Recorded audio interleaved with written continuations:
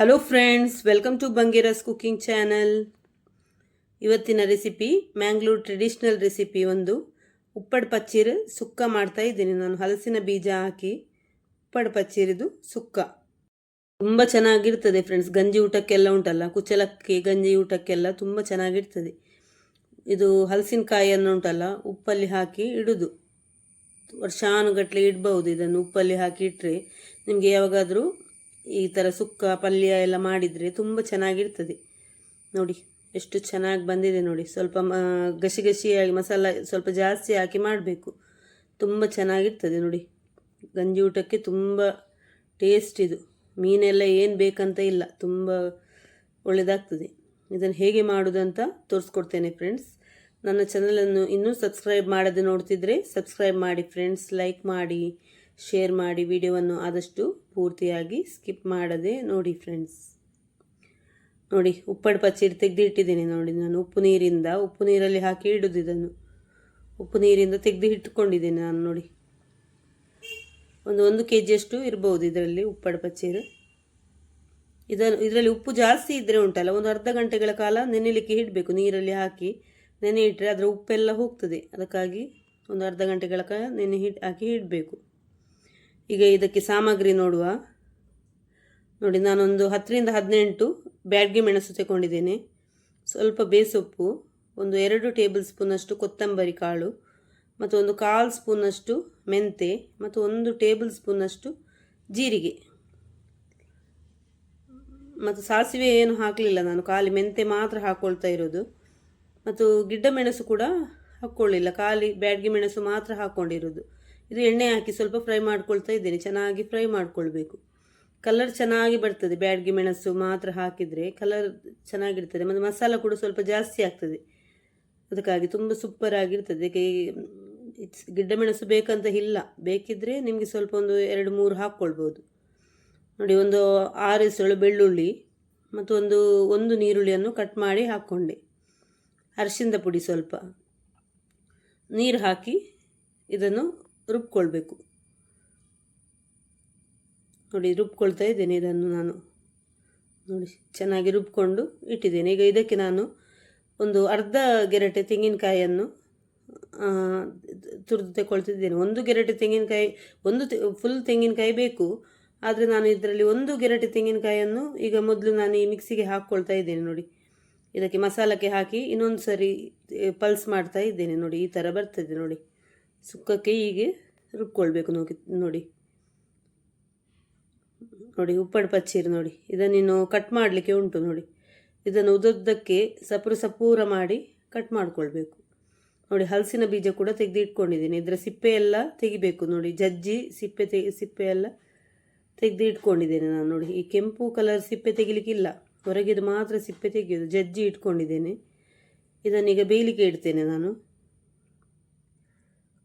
ಚೆನ್ನಾಗಿ ತೊಳೆದೆಲ್ಲ ಇಟ್ಕೊಂಡಿದ್ದೇನೆ ನೋಡಿ. ಸ್ವಲ್ಪ ಉಪ್ಪು ಹಾಕ್ಕೊಂಡು ನೀರು ಹಾಕ್ಕೊಂಡು ಬೇಯಲಿಕ್ಕೆ ಇಡ್ತೇನೆ. ಉಪ್ಪು ತುಂಬ ಹಾಕಬೇಡಿ, ಇದಕ್ಕೆ ಬೀಜಕ್ಕೆ ಬೇಕಾದಷ್ಟೇ ಹಾಕ್ಕೊಂಡ್ರೆ ಆಯಿತು. ಯಾಕಂದರೆ ನಿಮಗೆ ಉಪ್ಪಡ್ ಪಚ್ಚೀರಲ್ಲಿ ಉಪ್ಪು ಇರ್ತದಲ್ಲ, ಅದಕ್ಕಾಗಿ ಉಪ್ಪು ನೋಡ್ಕೊಂಡು ಹಾಕಬೇಕಾಗ್ತದೆ. ಜಾಗ್ರತೆ ಮಾಡಿ ಇದು ಮಾಡಿ ಬ್ಯಾಲೆನ್ಸ್ ಮಾಡಿ ಹಾಕ್ಕೊಂಡ್ರೆ ಆಯಿತು. ಉಪ್ಪು ಜಾಸ್ತಿ ಆದರೆ ಮತ್ತೆ ಕಷ್ಟ, ಅದಕ್ಕಾಗಿ ನೋಡಿ. ಇದು ನೀರಲ್ಲಿ ಹಾಕಿ ಇಟ್ಟಿದ್ದೇನೆ ನಾನು, ಇದರ ಉಪ್ಪು ಹೋಗಲಿಕ್ಕೆ ಅಂತ ಹೇಳಿ ತೊಳೆದೆಲ್ಲ ಇಟ್ಕೊಂಡಿದ್ದೇನೆ. ಇದನ್ನೀಗ ನೋಡಿ ಈ ಥರ ಸಪೂರ ಉದ್ದಕ್ಕೆ ಕಟ್ ಮಾಡ್ಕೊಳ್ಬೇಕು ನೋಡಿ. ಕೈಯಲ್ಲೇ ಈ ಥರ ಕಟ್ ಮಾಡಿದರೆ ಆಯಿತು ನೋಡಿ. ಉದ್ದಕ್ಕೆ ಇದ್ದರೆ ಚೆನ್ನಾಗಿರ್ತದೆ. ನಿಮಗೆ ಯಾವ ಶೇಪಲ್ಲಿ ಕೂಡ ಕಟ್ ಮಾಡ್ಕೊಳ್ಬೋದು, ಅಡ್ಡಕ್ಕೆ ಕೂಡ ಕಟ್ ಮಾಡ್ಕೊಳ್ಬೋದು. ಆದರೆ ಈ ಥರ ನೋಡಿ ಉದ್ದಕ್ಕೆ ಕಟ್ ಮಾಡಿದರೆ ಚೆನ್ನಾಗಿರ್ತದೆ ನೋಡಿ. ಎಲ್ಲ ಕಟ್ ಮಾಡ್ಕೊಂಡು ಇಟ್ಕೊಂಡಿದ್ದೇನೆ ನೋಡಿ. ಈಗ ನೋಡಿ ಹಲಸಿನ ಬೀಜ ಬೆಂದಿದೆ. ಈಗ ನಾನು ಇದು ಉಪ್ಪಡ್ ಪಚ್ಚೀರನ್ನು ಹಾಕ್ಕೊಳ್ತಾ ಇದ್ದೇನೆ. ಅಂದರೆ ಇದು ಉಂಟಲ್ಲ ರಪ್ಪ ಬೇಯ್ತದೆ, ಆದರೆ ಕೆಲವೊಂದು ಹಲಸಿನಕಾಯಿ ಉಂಟಲ್ಲ ಬೇಯುವುದಿಲ್ಲ ಬೇಗ. ಆದರೆ ಇದು ಒಂದೊಂದು ರೀತಿ ಇರ್ತದಲ್ಲ ಅದರಲ್ಲಿಯೂ ಕೂಡ, ಇದು ಬೇಗ ಬೇಯ್ತದೆ. ಅದಕ್ಕಾಗಿ ನಾನು ಮತ್ತೆ ಹಾಕ್ಕೊಂಡೆ. ಬೇಯಲಿಕ್ಕೆ ಹೊತ್ತಿದ್ರೆ ನಿಮಗೆ ಹಲಸಿನ ಬೀಜ ಜೊತೆನೇ ಹಾಕ್ಕೊಳ್ಬೋದು, ಬೇಯಿಸ್ಬೋದು, ಒಟ್ಟಿಗೆ ಬೇಯಿಸ್ಬೋದು ಹಲಸಿನ ಬೀಜ ಮತ್ತು ಉಪ್ಪಡ್ ಪಚ್ಚೀರನ್ನು. ಇದು ಸ್ವಲ್ಪ ಬೇಗ ಬೇಯ್ತದೆ, ಅದಕ್ಕಾಗಿ ನಾನು ಒಟ್ಟಿಗೆ ಮತ್ತೆ ಹಾಕ್ಕೊಂಡೆ. ಹಲಸಿನ ಕಾಯನ್ನು ಉಪ್ಪಡ್ ಪಚ್ಚೀರನ್ನು ಮತ್ತೆ ಹಾಕ್ಕೊಂಡೆ. ಬೀಜವನ್ನು ಮೊದಲು ಬೇಯಿಸಿಟ್ಟಿದ್ದೆ. ಈಗ ನೋಡಿ ಒಟ್ಟಿಗೆ ಬೇಯಿಸ್ಕೊಳ್ತಾ ಇದ್ದೀನಿ ನೋಡಿ. ಈಗ ಬೆಂದಿದೆ ನೋಡಿ. ಚೆನ್ನಾಗಿ ತುಂಬ ಮುದ್ದೆ ಕೂಡ ಮಾಡಬಾರ್ದು, ತುಂಬ ಬೆಂದು ಮುದ್ದೆ ಆದರೆ ಕೂಡ ಒಳ್ಳೆಯದಾಗೋದಿಲ್ಲ. ಹದವಾಗಿ ಬೆಂದರೆ ತುಂಬ ಸೂಪರಾಗಿರ್ತದೆ. ನೋಡಿ ಬೆಂದಿದೆ ನೋಡಿ. ಈಗ ಇದಕ್ಕೆ ಮಸಾಲ ಹಾಕುವ. ನಾವು ಕಡ್ದಿಟ್ಟ ಮಸಾಲವನ್ನು ಹಾಕ್ಕೊಳ್ತಾ ಇದ್ದೇನೆ ನೋಡಿ. ಇದಕ್ಕೆ ನಾನು 1 ಗೆರಟೆ ತೆಂಗಿನಕಾಯಿ ಹಾಕ್ಕೊಂಡಿದ್ದೇನೆ ನೋಡಿ. ಇದು ಒಂದು ಗೆರಟೆ ತೆಂಗಿನಕಾಯಿ. ಈಗ ಪುನಃ 1 ಗೆರಟೆ ತೆಂಗಿನಕಾಯಿ ಹಾಕ್ಕೊಳ್ತಾ ಇದ್ದೇನೆ, ತುರಿದು ಹಾಕ್ಕೊಳ್ತಾ ಇದ್ದೇನೆ. ಹೀಗೇನೆ ರುಬ್ಕೊಳ್ಳಿಕ್ಕೆ ಹಾಕಲಿಲ್ಲ ನೋಡಿ, ಹೀಗೇನೆ ಹಾಕ್ಕೊಂಡೆ ನೋಡಿ. ಒಟ್ಟಿಗೆ 1 ಇಡೀ ತೆಂಗಿನಕಾಯಿ ತೆಕ್ಕೊಂಡಿದ್ದೇನೆ, 1 ಫುಲ್ ತೆಂಗಿನಕಾಯಿ ತೆಕ್ಕೊಂಡಿದ್ದೇನೆ ನಾನು. ಅಂದರೆ ಇದಕ್ಕೆ ಉಂಟಲ್ಲ ಮಸಾಲ ಸ್ವಲ್ಪ ಜಾಸ್ತಿ ಆದರೆ ತುಂಬ ಚೆನ್ನಾಗಿರ್ತದೆ. ಮಸಾಲ ಇದ್ದರೆ ತುಂಬ ಸೂಪರಾಗಿರ್ತದೆ. ಅದಕ್ಕಾಗಿ ನಾನು ಒಂದು ತೆಂಗಿನಕಾಯಿ ಬೇಕು ಇದಕ್ಕೆ. ನೀರೆಲ್ಲ ನೋಡಿ ಹಾಕಿ ಅಡ್ಜಸ್ಟ್ ಮಾಡಿಕೊಳ್ಬೇಕು. ನಿಮಗೆ ಗಸಿ ಬೇಕಿದ್ದರೆ ಸ್ವಲ್ಪ ನೀರು ಜಾಸ್ತಿ ಹಾಕ್ಕೊಂಡ್ರೆ ಆಯಿತು, ಡ್ರೈ ಆಗಿ ಬೇಕಿದ್ದರೆ ಕಮ್ಮಿ ಹಾಕ್ಕೊಂಡ್ರೆ ಆಯಿತು. ಸ್ವಲ್ಪ ಗಸಿ ಆಗಿದ್ದರೆ ಚೆನ್ನಾಗಿರ್ತದೆ ನೋಡಿ. ನಾನು ಇಷ್ಟು ನೀರು ಹಾಕ್ಕೊಂಡಿದ್ದೀನಿ ನೋಡಿ, ಹದ ಉಂಟು ನೀರು ಅದರಲ್ಲಿ ಇದ್ದದ್ದೇ ನೀರು, ಮತ್ತೆ ಪುನಃ ನೀರು ಹಾಕ್ಕೊಳ್ಳಿಲ್ಲ ನಾನು ನೋಡಿ. ಒಂದು ಚೆನ್ನಾಗಿ ಕುದಿ ಬಂದರೆ ಆಯಿತು ನೋಡಿ. ಸ್ವಲ್ಪ ನೀರು ಹಾಕ್ಕೊಳ್ತಾ ಇದ್ದೇನೆ ನಾನು, ಅಂದರೆ ಚೆನ್ನಾಗಿ ಕುದಿಬೇಕಲ್ಲ, ಚೆನ್ನಾಗಿ ಬೇಯಲಿಕ್ಕೆ ಬೇಕಾಗಿ ಸ್ವಲ್ಪ ನೀರು ಹಾಕ್ಕೊಂಡೆ ನಾನು. ಹಲಸಿನ ಬೀಜ ಮತ್ತು ಇದು ಉಂಟಲ್ಲ ಉಪ್ಪಡು ಪಚ್ಚೀರು, ಒಳ್ಳೆ ಕಾಂಬಿನೇಷನ್, ತುಂಬ ಚೆನ್ನಾಗಿರ್ತದೆ. ಮತ್ತು ನಿಮಗೆ ಕಡಲೆ ಕೂಡ ಹಾಕಿ ಮಾಡ್ಬೋದು. ಕಡಲೆ ಹಾಕಿ ಕೂಡ ತುಂಬ ಚೆನ್ನಾಗಿರ್ತದೆ. ಕಡಲೆ ಉಪ್ಪಡು ಪಚ್ಚೀರು ಕೂಡ ಮಾಡಿದರೆ ತುಂಬ ಚೆನ್ನಾಗಿರ್ತದೆ. ಇಲ್ಲಾಂದರೆ ಖಾಲಿ ಉಪ್ಪಡು ಪಚ್ಚೀರು ಕೂಡ ಮಾಡ್ಬೋದು. ಖಾಲಿ ಉಪ್ಪಡು ಪಚ್ಚೀರಿದು ಸುಕ್ಕ ಕೂಡ ಮಾಡ್ತೇವೆ ನಾವು.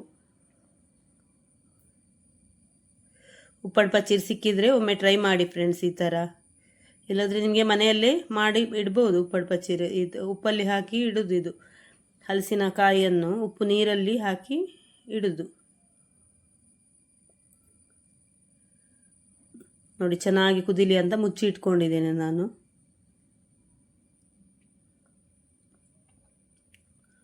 ನೋಡಿ. ಸೂಪರಾಗಿ ಬಂದಿದೆ ಉಪ್ಪಡು ಪಚ್ಚೀರಿದು ಸುಕ್ಕ ನೋಡಿ.